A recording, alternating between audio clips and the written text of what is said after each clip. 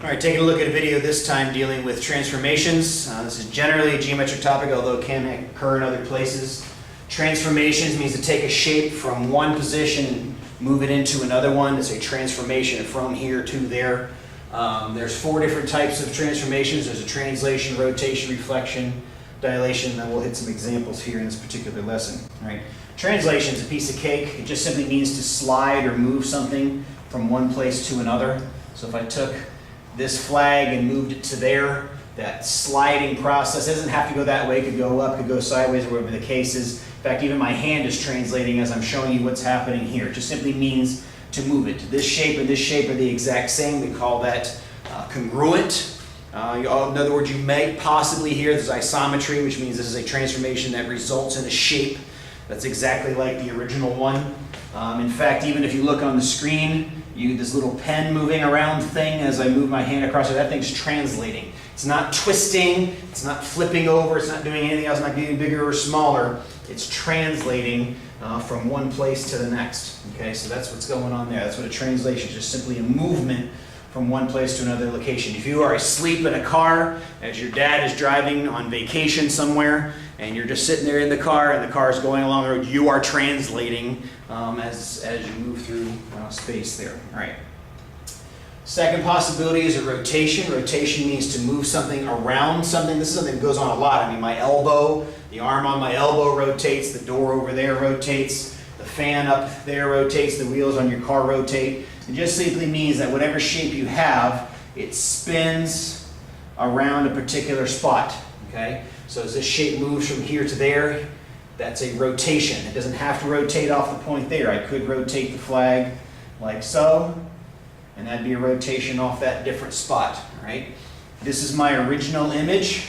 The original image is sometimes called the pre-image. It just simply means what the shape was prior to transforming it. These would then be images. They are things that come after. For example, you, when you're looking in the mirror, doing your hair or shaving or whatever the case is, you are the pre-image. What you're seeing in the mirror is the image. That's why it's called an image. And that's where all that terminology and stuff comes from. Okay? So rotation is really simple. It's just simply the twisting or the turning of something as it goes around a point. Reflection. Reflection has to happen in a 2D space in a line. So my flag is there. My reflection might look something like this. The key to a reflection is whatever distance it is here, you have the same distance there on each side of the reflection. You are a 3-dimensional object. When you look in the mirror, you're a 3-dimensional object.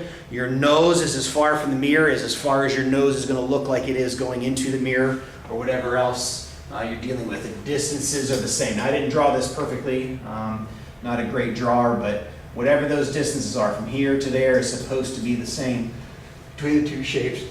It flips the orientation of the shape a little bit, so be aware of that, but these are isometries, or they're congruent, or it creates the same shape. It just changes a little bit. A rotation creates the same shape as well, just twists it some. Last possibility is a dilation. There aren't a lot of things actually that dilate. Your eyes, your pupils dilate, even your veins and your muscles when you're exercising, those things can dilate and contract and do those sorts of things. We don't use the word contraction, we use the word dilation. And all it simply means is that whatever shape you're dealing with can get bigger. So this is my pre-image, this is my image where it all gets bigger. If this is 3 times bigger, all the parts of it are 3 times bigger. This is 3 times bigger, this is 3 times bigger. The area of the shape on the inside is not 3 times. It has a different relationship that you'll study at a different point. But it can also get smaller. You could take this. A dilation can go down. The word we use here normally is scale. A scale where the numerator is bigger, say 4:1, means that your new shape is 4 times bigger than your older one. Means for each 1 unit of your old shape, you get 4 units of your big shape. A scale that's getting smaller would be where the numerator is smaller than the denominator. This would mean that I only get 2 units for every 3 that I had in my original shape. So this would have a smaller scale, say 1:3. This one might have a scale, say, of 3:1. That's the difference in the two. The bottom is always referring to your original shape. The top is what is that your new shape's going to do.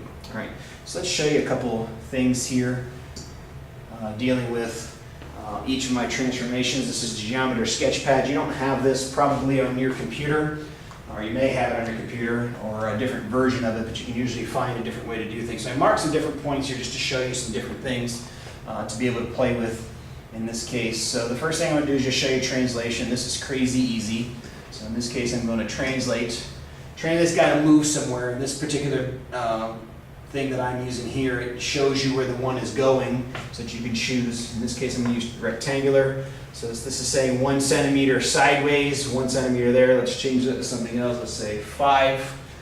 And let's say we change the other one to 8.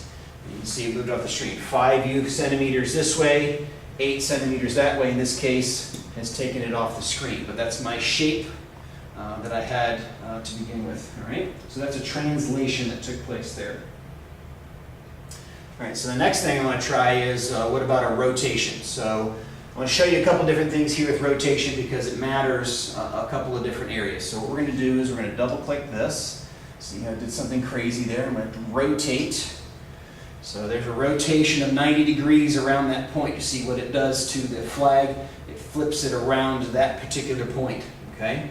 I'm going to cancel that, and I'm going to change it to this point instead. So we're now, instead of rotating around point C, we're going to rotate around point B. So let's rotate 90 degrees that time. So this time, instead of rotating right here, it's rotating here. In this case, it's moving 90 degrees again. So if I rotated around point B, it would take it to there. We'll see if point A is even on the screen. Let's double click that one. Let's give a rotation a go. And it does take it on the screen. I'll go ahead and rotate this one. There it is. So this is rotating in different places. They were all 90 degrees, and that seems kind of weird. 90 degrees is counterclockwise. Positive direction when you're rotating is always headed opposite the clock.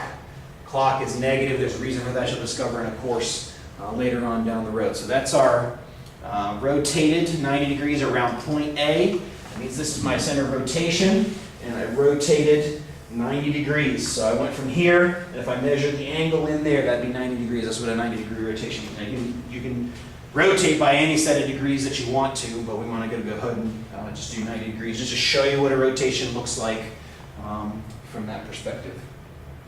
All right, so now let's move on to the next one. Let's do a reflection.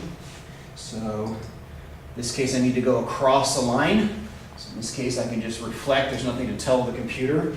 It reflects it. Happen to move that point to, I guess I had that selected or whatever the case is. But it just simply means whatever distance there is on this side, the distance to this point, the distance to this side, the distance to this point, it's the same distance to the other side. So a further distance here means a further distance there. A close distance here means a close distance there. And you don't have to reflect, in this case, that way. If I double click this one instead, let's unhighlight point A and show a reflection. All it does is flip the flag on that side of this particular line. So it doesn't matter which line I use on the images that I'm dealing with there. Okay? Last one, and this is the tough one, is dilation. So I'm going to spend some time. When you're translating, you're just moving it. When you're rotating, you got to rotate around a particular point. It's called the point of rotation. When you're reflecting, you got to reflect around a certain line. That's a line of reflection. When you're looking in the mirror, that's a plane of reflection because you're a three-dimensional object. Dilation also has to have a particular point, and since I've already went CBA last time, I still have A done. So let's show you what happens when I dilate and show you what the different numbers do. Okay, so right now you can see on the screen as a scale factor of 1 to 2. That means my new shape is half the distance to point A that my old shape is. Okay, so 1 to 2 means 1/2. That means all the lengths on my new shape are 1/2 the lengths of my original shape. Notice it moved towards point A. So let's do some playing around with the numbers just to show you what goes on here. So let's say instead of 1 to 2, I'm going to do 1 to 3, which is even smaller, 1/3 the size. Let's say 1 to 10. Ooh, look at that thing, it's itty bitty. Okay. Let's try 1 to, let's say 4 this time. And I'm also moving this line around. I'm not meaning to. I just forgot to unselect that. So just concentrate on the flag. Let's change the top to 3 this time. So you can see 3/4 moves it, so it's only 3 times 3 is big, right? So it's 3/4 the size that the original shape is. So you can see the closer I am to 1, if I change that to a 4, so 4/4 is 1, it's just the shape it was. Let's see if 5 will be on the screen. It is, just barely. This is bigger. My new shape is bigger than my old shape. 5 to 4 is a number that's bigger than 1, so it's moved further away, and you'll notice that it's a bigger triangle and flag that's beginning to rotate in this particular place, so you can see what those numbers do. Let me show you one more number. Let's change this back to 1, but we're going to make it -1. And there's -1/4. What the negative does is it moves it to the other side. From point A's perspective, the positive direction is towards my original shape, my pre-image. The negative says go on the opposite side of the point, and so I end up with this little upside-down, flaggy-looking thing that's 1/4 the side of the original. Okay, so that kind of takes you through just a quick visual example of all the different transformations that take place in the shapes that you're dealing with.